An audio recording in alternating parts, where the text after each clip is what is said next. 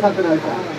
चलिए ये बताइए कि घूम के साथ में 10 साल तक और जिए के बाद हाँ जब वहाँ जाए ला आप लोग, तब लोग कैसे तो के खींचतान करला? अब कहला लोग कि बाबा के बुलावा, बाबा के बुलावा। बाबा के बुलाओ, बाबा के बुलाओ। हाँ। तो इससे जो बाबा के ना कोई ना कहीं ना क्यों ना उठेला। ना दिक्कत ही है, बड़ा एकदम जबरदस्त हो जाए कि कमरिया पकड़ पकड़ के डांस करते हो। कला है कला। हाँ। डांस कहिया से सीखले हवा, कहिया से आवाला था डांस?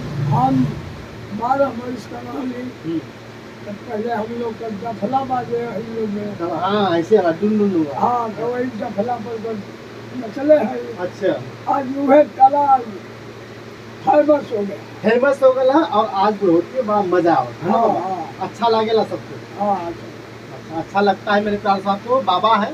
खैर इनसे बातचीत करने के लिए आए थे और एक शायरी सुनेंगे, इसके बाद बाबा से कहेंगे बाबा शिवानी से प्यार करत हो तो बियाहो कह लिया।